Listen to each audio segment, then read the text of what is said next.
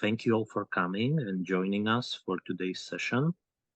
As you probably know, this today's topic will be about generative AI. So first of all, I will start a short introduction.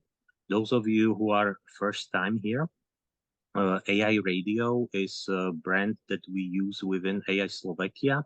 AI Slovakia is a national platform for AI development.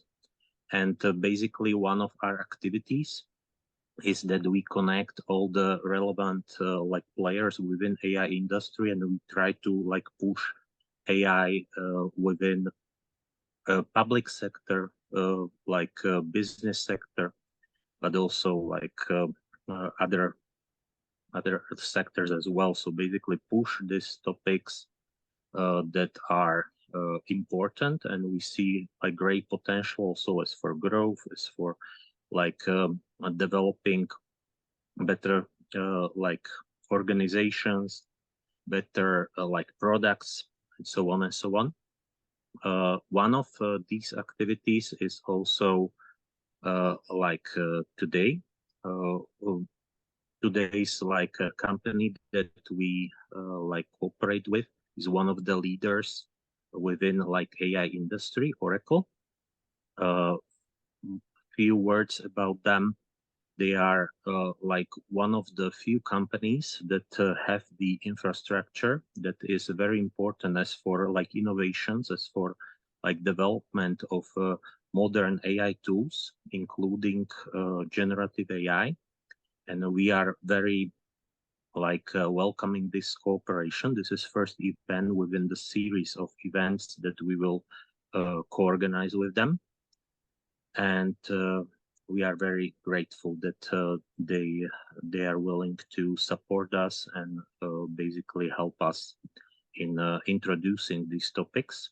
Today's year, this year is basically the year of generative AI. This will be also a topic of today's event.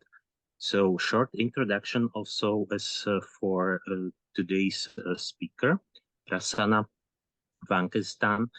He's as for education background, he's also manager. He has MBA from Chicago Booth, which is one of the elites like managerial program. But originally he's a mechanical engineer, so he's just not talking about like IT stuff, but he's also studied it and understand it pretty well. So combine very like he offers a very unique combination of experience in management, but also like theoretical background. And he's one of the leaders within like industry and the top person within like AI products within Oracle. So today he will tell us more about how to use these modern tools like large language models within industry and basically to improve the organizations within. So I will now give the word to Prasanna and hope you will like enjoy our event. There will be also, Prasanna will also share the slides afterwards. And if you are like joining us after the event and basically see the recording, also the recording will be available. So you don't need to make screenshots or something like that. Everything will be available via our YouTube channel, AIslovakIA, after the event. Okay, that's it. So Prasanna, the floor is yours. I hope everybody can hear me. Thank you, Radovan. That was a very kind introduction. Hopefully, I'll be able to live up to it. I'm also joined today by Martin Benek from our local European Slovakia team. And both of us will be tag teaming on this particular presentation. I'll have a few slides, and please do feel free to chime in with any questions that you may have in the Q&A panel or in chat, whichever is available to you. And we'll be happy to answer those questions as they come along. As Radovan mentioned, I'm part of our generative AI team. I'm part of the product management team, and we tend to work with large strategic customers, with our go-to-market partners, as well as with our internal sales teams as well, on how our customers can ultimately use Oracle Generative AI as part of their business process. So this is something that we have found our customers to be very, very interested in. So let me actually quickly go through this, and just to start with the very basics, I'm sure most of you have heard about generative AI and large language models. What large language models do, and much of the focus of this presentation is going to be on the language part of generative AI, is what large language models do. And the reason why it's called large is because they tend to have about several billions of parameters on which they are trained. So they are literally, large stands for very large amount of information that they have been trained on. And at its very core, these are probabilistic models. And what they try to do is to predict what the next word in your sentence should be. Not only that, but it also remembers the context of what it has said in the past. So it would say something like, hello, how are you? Are you doing fine? How has your day been? So those sentences would continue in a very logical way as well, because it remembers what it has actually said in the past. So that's why these large language models are becoming much more useful today and have really taken off. There are three different types of generative AI at the very core. One is language models that I mentioned. So I can give it a prompt. That input is called a prompt. And I can say something like, please help me to write a letter to my manager, tell him why I need a vacation. And the model might come out with this particular piece of paragraph, which you can then edit and send. Or you can have image models, things such as Midjourney, DALL-E, and others, which can generate images based on the prompt. So this is obviously a very beautiful looking piece of architecture. Obviously, it doesn't exist in the real world, but if you want to have a starting point, then you can have that. And finally, you also have things such as code generation, where you can have code generated in SQL and Python, JavaScript, and a whole bunch of other languages with just a few prompts on how can I do this, how can I do that. For example, in SQL, you may give it an instruction saying, who are my top 20 customers in Eastern Europe with invoices outstanding of more than 100,000 euros. Look in these particular tables, and then it can come up with the code so that you can then apply that code and get it without having to write any SQL yourself. So those are some of the examples that large language models are helping our customers today. As far as Oracle is concerned, we are primarily focused on language models and on code generation models, not so much on the image, because our work and our customers are primarily in the enterprise space. And currently, there's not been such a great need for image generation in the enterprise space that our customers have asked us for. Just to give you a little bit of an idea of how AI market and the Gen AI market is shaping up, this is just to give you an idea. This is about $16 billion in natural language processing in 2022, which was last year. And it's forecasted to reach $49 billion by 2027, almost a tripling in just 5 years. So this is a very large market indeed, which is why you see a lot of players now focused on this, as well as a lot of investment going into this from the likes of Oracle, as well as our competition, etc. And the projections are that this is only going to become much larger. And the estimate, and this 10% is already outdated, I think it's closer to 25 now, of worldwide code and tests, which are projected to be written by bots in 2023. So that's already, the trend is really accelerating right now. When it comes to AI for the enterprises, Oracle, as you know, we are very famous for our database, but we also have a lot of business applications such as ERP, EPM, finance, CX for customer service, HCM for human capital management, supply chain management, and a lot of different applications, which are SaaS, software as a service. So we are embedding this into our applications, our databases. And for those customers who do not have either Oracle applications or Oracle databases, we're also planning to include this into our PaaS offering so that you can just use it on a pay-as-you-go model, or you can use it on dedicated infrastructure or IaaS as well. And we'll cover that a little bit later. To give you an idea about where some of this journey started, last year there was a joint announcement that was made by Oracle and NVIDIA at CloudWorld. That is Safra Catz, our CEO, with Jensen Huang, the CEO of NVIDIA, where it was $1 billion announcement that was made. And already all expectations from that have been exceeded beyond our wildest dreams. And we've done a lot of work hand in hand with NVIDIA down to hardware level optimization. So these are some of the fastest speeds and lowest latencies that are available with NVIDIA GPUs on any hyperscaler.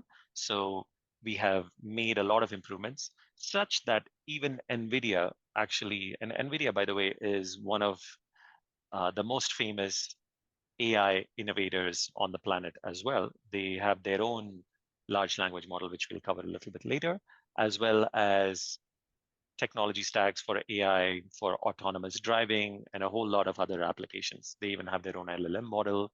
And even NVIDIA is choosing to run their AI stack on OCI, Oracle Cloud Infrastructure, today because of the hyper optimization that we've been able to do with a very tight partnership with NVIDIA engineering.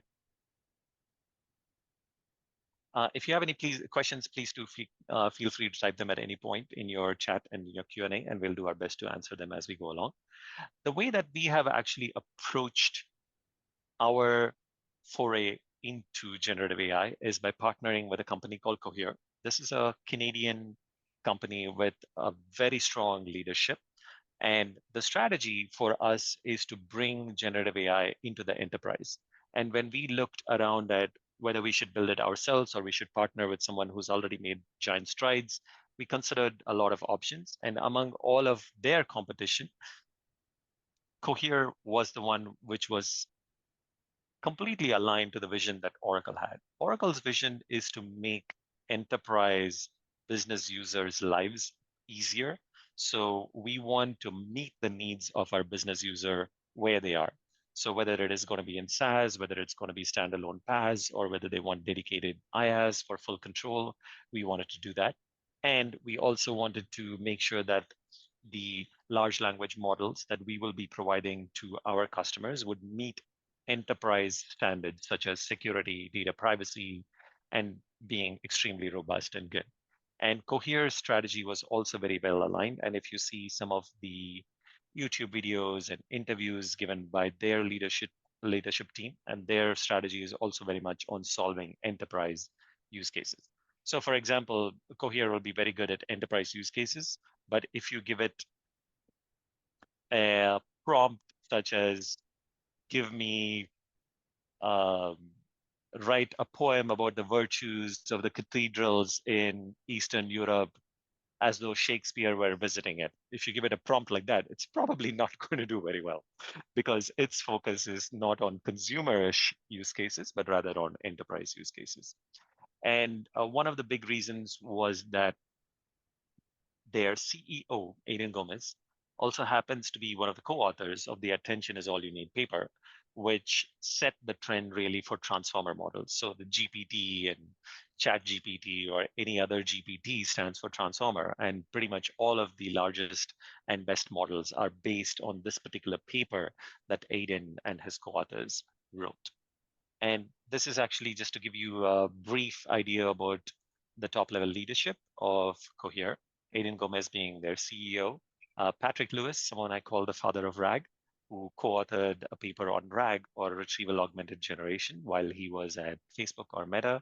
And many of these folks were actually there alongside Oracle about 3 weeks ago when we had our large Cloud World presentations. We had a whole conference in Las Vegas, and many of them actually attended and were able to have conversations with our customers as well. And just on a side note, it was so popular that even the 8:30 a.m. sessions, myself as an Oracle employee, I couldn't get in because the priority was to give first beating prioritization was for customers, partners, and non-employees. So I myself couldn't get into many of these sessions at 8:30 in the morning. So there was a very, very strong interest in generative AI from all of our customers. Again, to give you an idea about how Cohere actually performs, this is the Stanford Helm test. And Stanford Helm test is a standardized way of looking and evaluating large language models across the board. And if you look at Cohere, it consistently scores and outranks many of the models, even many of which are even larger than Cohere. So for example, if you look at GPT-3, which is 175 billion parameter model, or the one from A121, which is 178, or TNLG, which is 530, Cohere is able to outrank that with just 52 billion parameters. And we view that as the reason why it's being done is because of the immense control and knowledge that Cohere has about the data sets that it is using in its training of the models, which enables it to outperform the competition. Also, another reason why we decided to partner with Cohere. And we've also invested in Cohere. This was an announcement that was made by Larry Ellison, our chairman, during our earnings call in June. And there was also an announcement preceding that. So we're literally putting our money where our mouth is in having the success of both companies aligned to each other as far as generative AI is concerned. So this is how Oracle's approach to AI is.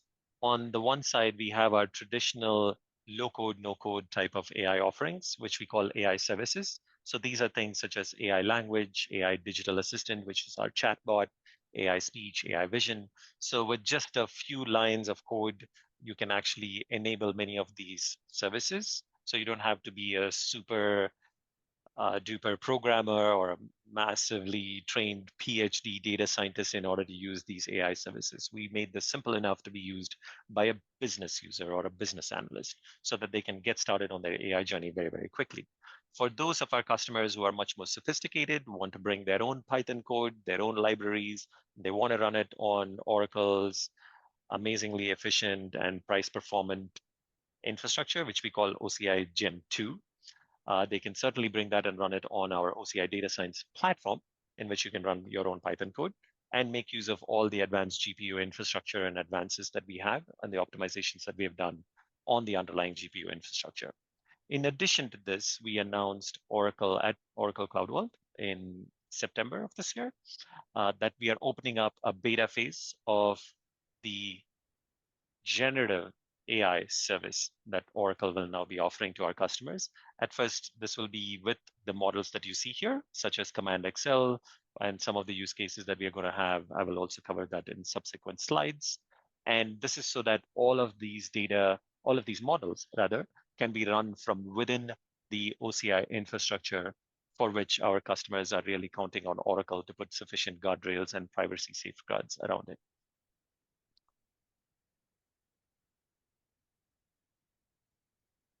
So there are three primary ways in which Oracle will be bringing these generative AI services to our customers. The first one is within Oracle applications or our SaaS applications. So we will be embedding, we already are out that journey, and I will show you a demo of how we have done that. We are already embedding Oracle large language models into our SaaS applications so that our customers don't have to go elsewhere when they're already using these Oracle SaaS applications as part of their business process. So it'll be completely seamless on how they're using it, and they don't have to retrain their workforce on how to use this, etc. Number two is our PaaS, where our GenAI service will be accessible by customers with just a few prompts, similar to what others are also doing with other open models that are there. And you can actually send a prompt and you can get an answer. It'll be completely pay as you go. And finally, for those who want extreme levels of control and dedicated performance, and they want their own hardware and their own GPUs to run these large language models, we're also going to be offering it as IaaS. And to give you an idea, this is what it'll look like. So these pre-built models, the GenAI service will have the base foundational models of Cohere, which any of our customers can use. And this will be on demand, and it'll be a pay-as-you-go type of model. I mean, so many cents for so many tokens, etc. And for those of our customers who want control over which model version they want to use, for example, Cohere releases stable versions of their foundational models every week. They also have a nightly build version. And if our customers want to freeze on a certain model version because it performs the best for them, or they want to fine tune it for their specific uses, and they want to again lock it down, they can do all of that. And we give them complete control over this. Or if they want to run it on, or if they want to have certain embeddings for retrieval augmented generation use case and they don't want to keep changing it, we can also do that. And this would be built on a per dedicated hardware. So you may have a GPU cluster of 4A100s or H100s, etc., so that you can actually use that. So that's how it will actually go. Okay, and let me actually go to the next slide. And this is why we believe Oracle is quite differentiated from how we are approaching generative AI vis-a-vis our competition. The first one, as you already saw, we are going to be offering very high quality pre-built models. And one of the things that Cohere is able to do is, because it has such a small footprint, is actually two things that it can do. Is one is that it's much faster compared to a very, very large parameter trained model, because its footprint is smaller. It's able to respond much faster. So for some use cases, we have sub 1 second latency for the Cohere models to generate the answer. Number two is, because it has such a small footprint, you can actually run it on smaller GPU infrastructure and get the same performance potentially, so that your cost to access these capabilities is also lower. So we obviously don't want our customers to be financially stressed when they are using generative AI, which is why we have taken pains to make sure that we are finding the best optimization of price versus performance. And also, we want to make sure that we are respecting our customers' privacy. And you might have seen some of the headlines, potentially for the wrong reasons, that others have been in because of improper use of copyrighted content that has been available on the web, etc. And we want to be able to avoid some of those same missteps as well, and make sure that we are offering a very safe and contained model that our customers can use. The other thing also is that the way in which these models will be residing on OCI is that Cohere is going to be providing the foundational models to Oracle, and none of the data that we are then having from either our customers or ourselves is going to go back and go into retraining the foundational model, because I'm sure you must have heard about the headlines. I believe it was a cell phone manufacturing company in Southeast Asia where their engineers decided to test out some of the source code on ChatGPT, and now that source code is freely available in the web because it has been leaked out inadvertently. And we want to be able to avoid some of those missteps that our customers might potentially face if we didn't have those safeguards in place. These are some of the models that we are going to be using or releasing to our customers. Command and Command Light are models which are used for generation, and I'll tell you what generation is in a little bit. And embed multilingual, re-rank, these are going to be used for retrieval augmented generation type of use cases. So let's see what those really are. So the command models for generative use cases, things such as text summarization. So let's say you have a large article on the web, you want to summarize it within a few sentences, you can do that. You can have things like transcripts, doctor's notes, internal documents. You want to generate a summary of that. Then these command and command light models are perfectly suited for that. You can also have copy generation, so things such as blog posts, etc. You want to do that. That is also another one. Chatbots that can brainstorm, help you solve problems, answer questions. Those are all things, again, that can be done with command generation models. If you want to write a job description, you want to write a letter of commendation for the team for a job well done, all of these things are things that the generate command models will be very good at.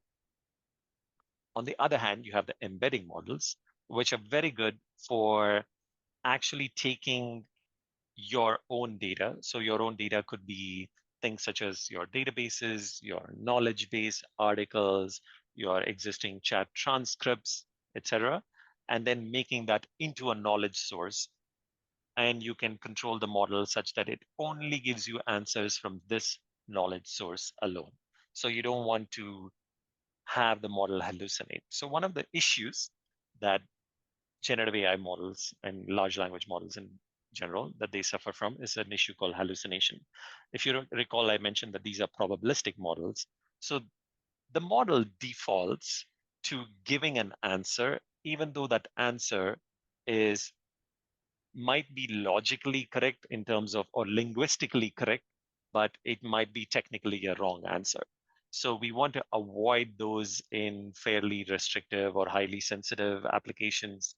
Think financial services or healthcare or government. You want to be able to avoid that hallucination problem. And the way that embedding models do is exactly that. You can restrict these models to only the database that you pointed to so that the answer only comes from that particular data or not somewhere else. So this is what embedding models do, and we'll be offering support for both generate as well as embed models.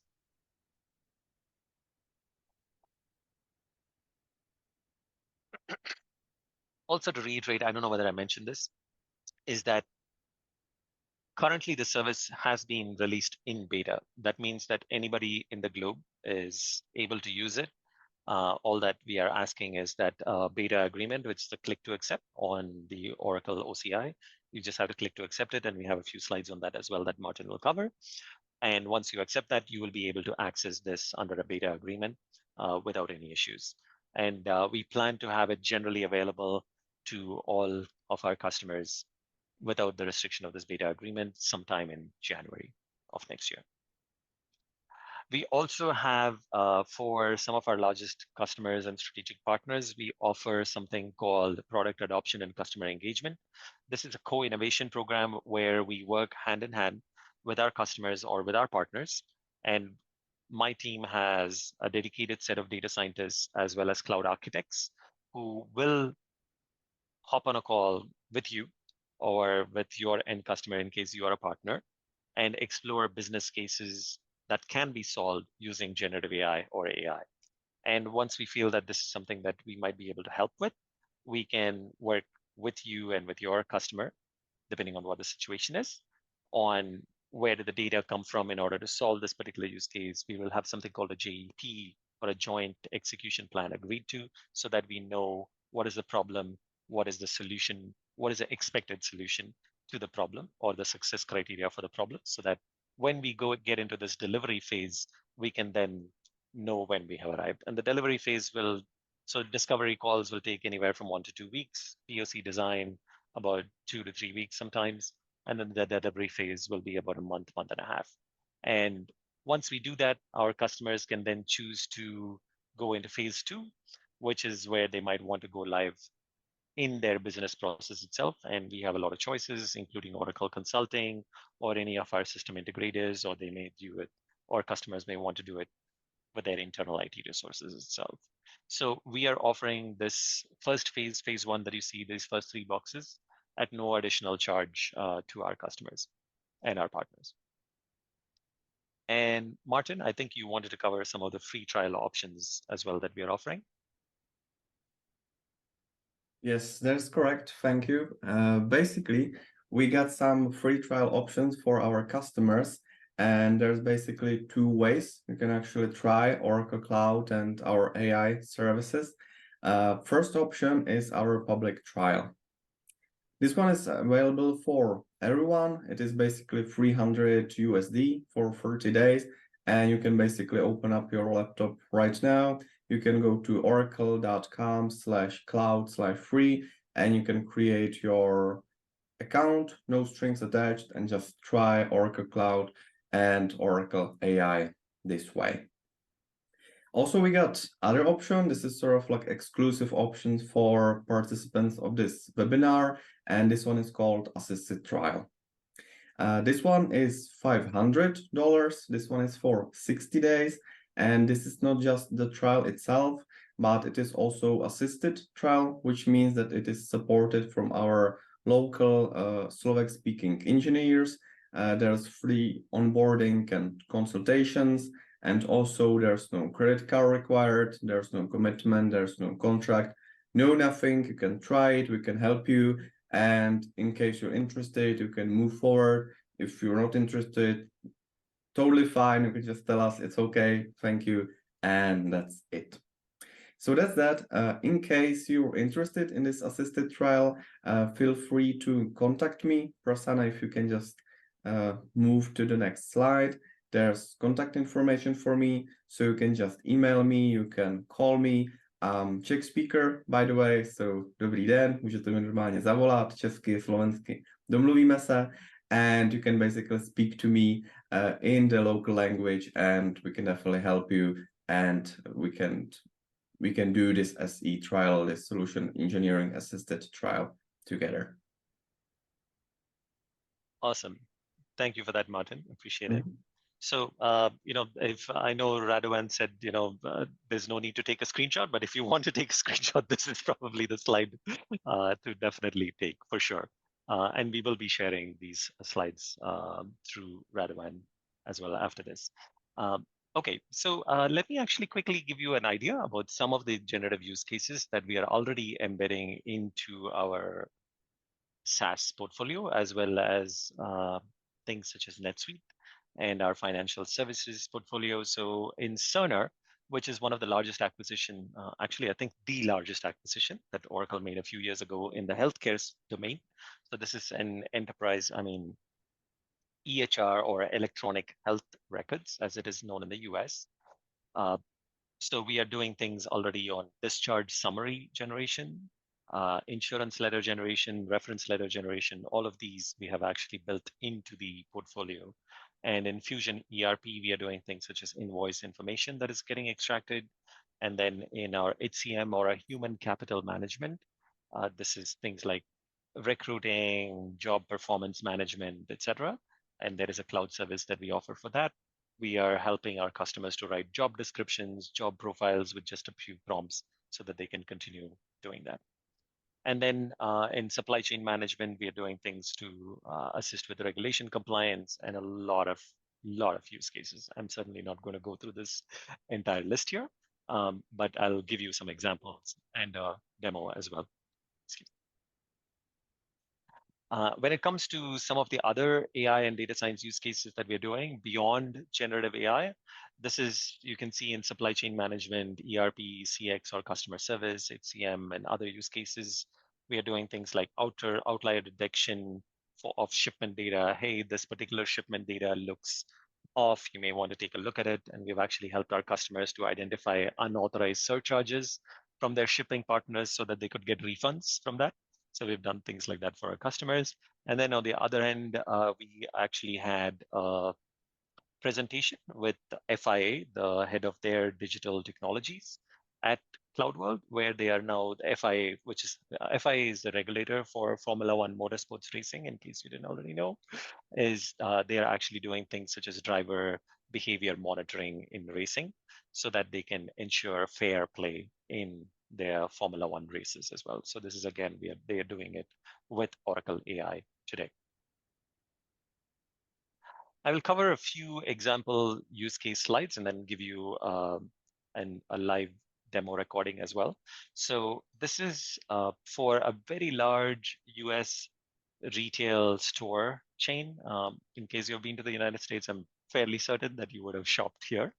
They operate, I think, more than 3,000 stores, and they have a very large customer service operation where their customers can actually contact them. And one of the ways in which their customers can contact them is through chat. And about 4 million interactions happen every single year. And as you can imagine, that is a lot of time that goes into these chat conversations, and their agents at the end of every single chat are expected to summarize the chat on what exactly happened. So this was the customer, he contacted me, he had this particular issue, this is how I resolved it. And they're expected to write, they're given about 45 seconds to write that, and they're expected to write it. There's two reasons. One is probably more than two, but one of those reasons is, let's say the customer is very angry and they say, oh, I want to talk to your manager right now. Then the summary can be quickly generated. And when the manager joins the chat, the manager within 2 or 3 sentences can see what had happened and then quickly assist the customer. The manager doesn't have to say, oh, please give me a few minutes while I review what has happened. And then meanwhile, the customer is getting even more angry because he or she has been made to wait. So we can avoid that. We can increase customer satisfaction. The second thing is we can email this back to the customer, the summary of the conversation back to the customer saying, hey, Mr. Joe Smith, thank you for contacting us. Here is actually what we discussed. We hope we answered your questions, and we look forward to welcoming you again in a store in the future. So you can send something like that, or multiple other things. So in any case, what was taking them about 45 seconds to do, we are doing it today. I think this is a little bit outdated. We are doing it in less than 1 second today, so that we are making their operation much more efficient. We are also, Cohere is also actually worked with LivePerson, which is another chat bot provider. One more thing, actually, I mentioned, and this is not in one of my slides, is if you see some of Aidan Gomez's interviews, Spotify also uses Cohere for their own music recommendation system because of the number of languages that Cohere is able to support. It supports about 109 languages today and increasing. As you can tell, I mean, there is nothing in this world that transcends all languages like music does. I mean, I'm sure you must have heard of so many pop songs in English and in other languages, which make it to the top 10 chart all the time. And people may not understand what exactly it says, but people are able to identify with it. And music transcends a lot of languages. And Spotify wanted its users to be able to search their database in their own local languages, in their own local language. And Cohere actually now provides that service inside Spotify. There is also other customers such as LivePerson, which provides chatbots. And LivePerson also, because it's LivePerson's customers are enterprises, and Cohere's focus is on enterprise as well. So LivePerson also has chosen Cohere for this. And then finally, for Hyperwrite, this is bot-assisted language writing tool. So let's say you want to write a blog post, you want to write a recommendation letter or a cover letter, or even your resume. There are a lot of these types of tools that are out there, and Hyperwrite is also one of them, and they are also using Cohere behind the scenes for that technology. Last use case slide that I will cover before I shift to the demo. And again, please feel free to keep your questions coming. One of the things that we are doing with another customer, and this customer happens to be a fairly sophisticated B2B voice over IP. They provide voice over IP services, so telephony services. They provide email, fax, VoIP, and also video conferencing. So as you can imagine, their customers are SMBs, small and medium enterprises. And if you're a 20-person company, you don't have a dedicated IT person. So it's usually someone where 20% of their time is IT support inside their company, and 80% of the time they do something else. And they are not going to be the best person when it comes to being fully sophisticated about this technology. So they will frequently contact our customer in this case, which provides this service on, hey, how do I do this or how do I do that? And then it's usually through chat, and then they are usually helped through the whole process. As you can imagine, this is a very sophisticated operation. The agents that they train undergo training for 90 days before they even take their first call. So there is a lot of training that goes into this. It takes them on average about 17 minutes to do one conversation, and it takes them about 3 minutes to summarize that conversation. So about 20 minutes is dedicated to just one customer. So you can imagine there is just 3 contacts per hour that you can actually do at best. So they are also an ODA customer, ODA being Oracle Digital Assistant, which is our chatbot. Our chatbot is improving all the time, but today it handles about 40% of their customer queries. 40% is handled by the chatbot itself, and the rest of the 60% is then escalated to a human agent. And our customer wants to reduce that 60% significantly using generative AI technologies. So we're doing 3 things. One, we are actually taking the summaries of the chats that they already have and then making a new knowledge base with it. Number 2, we are going to take that chat this new knowledge base, combine it with the existing documentation and knowledge base that they already have, such as PDF files, etc., and then wrap a RAG model around it, retrieval augmented generation, which will only look at this particular set of data and make that available to their human agents so that their human agents become much more powerful. And instead of 17 minutes to solve one customer issue, they can reduce it to 15, 14, 13, 12, 11, 10, and they can keep reducing that time and become much more efficient. And then number three, once they are happy that this is a model that is helping our agents and it's not making any errors, etc., then they can open it up to the rest of their customers so that more of their customers, you remember I told you 60% are escalated to a human agent. So from 60, they can bring it to 50, 40, 30, 20, and then they can make this much more sophisticated. Their customers also feel that they are getting personalized answers.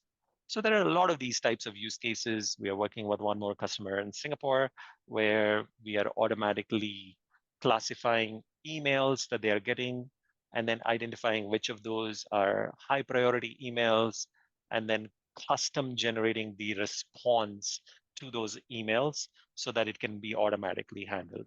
So those are all very interesting use cases that me and my team are currently working on.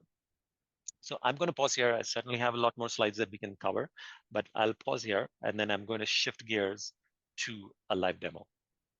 And if you have any questions, please do type it in the chat or in the Q&A section, and we'll be quite happy to answer that. Maybe I will have one question.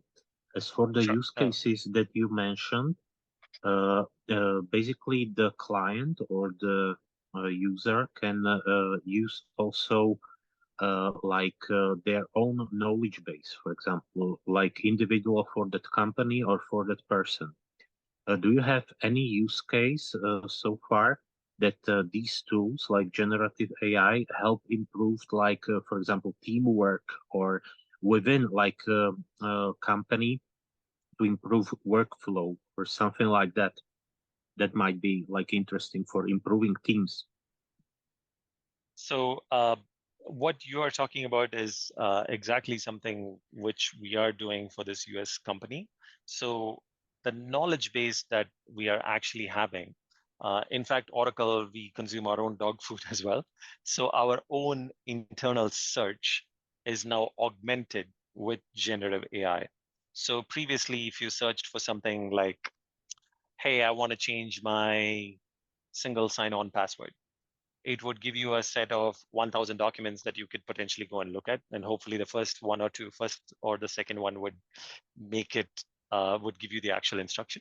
But now what we're doing is we are actually doing that opening up of the document, pulling that information out, and then putting it just below the search box of our internal employees so that they can then get that information directly. We're also providing a link to which document that information was found in, as well as if you have to go to a certain site in order to change your password, we're also providing a link to that so that you don't have to say, oh, which is that site that I need to go to that it's talking about? What is the URL?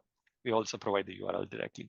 So those are ways in which we are enhancing internal employee experience using the knowledge base itself. You can certainly take that and adapt it to much smaller teams as well. Let's say you have an engineering team that is working on a specific product. And hey, I have a question on the code base on this. I want to know, what feature we have for this particular window. Then you can actually go to the documentation, or you can just kind of search through all the documentation manually and try to figure that out. Or you can have all of that documentation now part of your little knowledge base using RAG. And then you can type in a question saying, hey, I want to know which features will be impacted by this particular page. And then it can actually query the documentation for you and then bring that back. So it's your own little turbocharged research assistant, if I can use that term. Perfect. Thank you. That answered the question. Yeah. Yeah, perfect. Thank you. And we have also one question from audience, from Martin Pieko. You mentioned ODA. Is Cohere already integrated with ODA, or is it done through API? We are doing it through APIs today. Certainly, the day is not far off when it will be completely integrated inside itself, and you can have a switch which will just kind of switch it on and off. But today, as we are kind of going through this, it's through an API. And there are obviously several reasons to do that. One of which is different customers may want to consume it in different ways. They may wish to fine tune it to their specific needs, or they may want to insert RAG into that as well. So we want to offer some flexibility. So today it's through an API, but certainly more options will be open to our customers as the journey progresses. And there are some Perfect. demos that some of my colleagues have also done where ODA is now accessing the generative AI capabilities of these Cohere models and then bringing that directly to customers. There is one on OAC, which is Oracle Analytics Cloud. Think of it as presentation of your data from your database, et cetera, and running models, machine learning models on that data directly inside it. You can ask questions of your data saying, that SQL code that I mentioned, you can actually write it in a natural language today and then ask that, or you can ask it to build you a dashboard. It will build it for you. Tons of different examples on how these applications are now integrating Gen AI. Perfect. Thank you. Certainly. And I'm going to switch gears here and then move to a live demo recording so that you can actually see what we have done for some of our customers.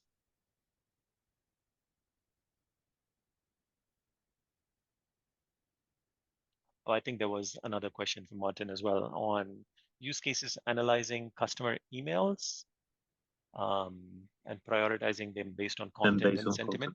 Yeah, that is exactly what we're doing for the Singaporean customer. So first, we are actually categorizing that into, they have about half a dozen, I think, different categories in which they want to slot these emails. That's number one. And then number two is they want to prioritize those emails as well based on how urgent it is. So it might be something where the customer tone might indicate that there's certain urgency, or there may be potentially a safety issue or downstream impact issue, etc. Then they want those to be picked up first and then replied to. And currently, they're planning to have a human in the loop so that the answer is first, the Gen AI is automatically going to classify it into different buckets. And then number two, it's going to identify which of those are priorities. And then it's going to generate an answer. And then it's going to push it to a human saying, hey, this is the question that a customer asked. This is high priority that I've identified it. This is the answer that I've written. Do you want to just send it? Or you may choose to send it, or you may choose to say, I'm going to edit it and send it. Or you may say, nah, this is actually not an urgent issue. So all of those things can be done by a human in the loop. And then eventually, as the model again learns, it's going to be fully automated as well. So that's the end goal, but obviously there'll be a few steps to get there. So basically you are combining, like a combination of classical classification algorithm with the generative AI together as a product. Absolutely. So our AI language, for example, has built-in classification. So it can already do classification both for existing categories. There are some pre-built categories, and you can also do custom categories as well in our AI language model. And that is one of those AI services that we have, which I mentioned is like very low code, no code type of AI services that you can just be up and running in just a few minutes. So we have that capability built in today. So you can use that. And then kind of have the first level classification done through that. And then you can have the generate part of the AI, Gen AI services, then generate the answer for you. And are you testing also on top of generative AI, something more sophisticated that basically the AI can act on that outputs from the generative part? Basically that is usually a logic part depending on the business application that you have. So that's not necessarily what I might call, I mean, generative AI, its role ends once it gives you the answer, once it generates it. And then you may apply some logic. And that logic can be either, you can have very simple things like, hey, a human has not looked at it for more than 500 seconds, okay? So you can send it on. Or you may say that send it on only if a human has not looked at it, and the confidence score that you've got on the answer is more than 95%. So those are all things that you can now do with logic so that you can then kind of increasingly automate that. So that I would call that as more of the automation part rather than the generative AI part. So that Yeah. would And usually be based on are logic. you testing something like that? Like not just machine learning, but machine reasoning, something like that? What do you mean by machine reasoning? Can you Like the give me an logic example? that we mentioned, that basically it will not just generate, but it will act on that. For example, it will generate some like reports from the knowledge base of the company, but it will not just do that, but it will act. For example, it will send email to like all the board within company or something like that. Whether you are testing like the next step after generative AI will probably be something that can act on that generated content. Are you testing something like that? Are you like pushing in that direction or not? We certainly have the capability. Oracle certainly has the capability and the technology to do this. However, it totally depends on what our customers want us to do with this. So some customers still want to have their finger on the trigger and don't want the machine to automatically do certain things until they gain more confidence. So we want to kind of do that as our customers want us to do it. So we certainly have the capability to do it, but we are not going to force it on anyone who is not ready to do that. But Mhm. the capability exists for sure. Okay, perfect. Thank you. Sure. Let me see if I can just pull this up. Give me 1 second. And hopefully you can see my video player at this point of time. So I wanted to give you an example, and I think we might be coming up on time as well. So this is an example of how we have taken generative AI and integrated it already into an application. So you remember that US-based retailer that I mentioned to you. We have obviously changed a lot over here. So this is not that particular retailer. We've made it into a food service delivery example, and we are joining them. So this is built into our Oracle Service Cloud, which is what many customers use to manage their chat operations, their voice operations, etc. So this is the dashboard that is seen by a company's service agents. So in this case, we are looking at the dashboard of Catherine Kate. She's one of the service agents in this particular company, and she's been chatting with this person called Joey, and it's been going on for about 14 minutes, and we are joining them towards the end of the conversation, where Catherine is ready to wrap up the conversation. And as you can see, she says, "Thanks, I'm closing the chat since you have no other concerns. Manager is going to reach back to you." She types that in, and then she hits this button, which wraps it up, right? And then as you can see here, what is happening is that we are now integrating this with, I'll pause this, with our generative AI service in the background. So within a few seconds, it is taking this entire transcript of this 14, 15-minute conversation that has been going on. And with 3 sentences, it has summarized it. So the summary, the gist of the conversation is that Joey ordered 2 extra large pizzas and 6 drinks 2 hours ago, but he got squished pizzas and another one is spoiled.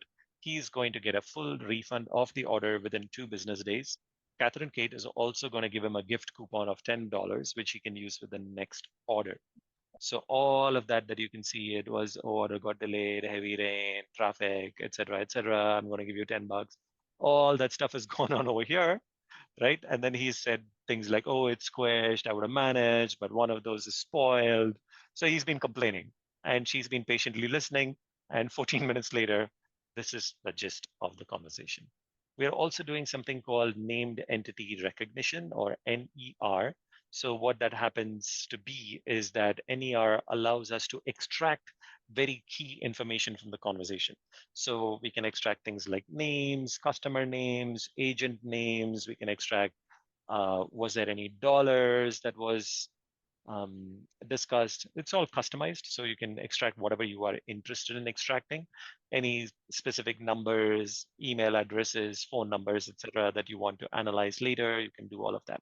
And we are also offering the ability inside for our customers to edit these summaries. So Radovan, you had asked, hey, should I automatically send this? You can certainly send it, but we also have inserted this human in the loop where this is something that can be edited by the agent. So in this case, you can see that she's not editing the summary itself, but she's editing the entities. So she is going to use some, she's going to then remove some, and so on and so forth. And I'm just going to forward this, and you can see also at the end of it that we also provide customers with statistics on what exactly went on in the background. Things like what was the transcript of the conversation, what was summary that was generated by the model, and how many seconds it took for the summary to be generated. 7 was with a fairly old infrastructure, and now it's down to less than 1. So these are all things that a customer can then use at the end of it to analyze it, and then they can decide whether or not they want to retrain the model. For example, they may choose that, hey, if more than 10% of these conversations are being edited by my customers, maybe I want to refine tune my model. They can set some triggers and some parameters. So going again, Ranavan, to your automation, so we can automatically retrain the model if certain triggers are hit. So those are all things that we have put the basic part of the infrastructure in, so that our customers can then make use of this and make it much more automated in the future. So I'll probably awesome. Stop here, and then I'll be quite open to any other questions. If there are any other questions from audience, feel free to ask. If not, we can, I think, we covered it all. So are there any questions?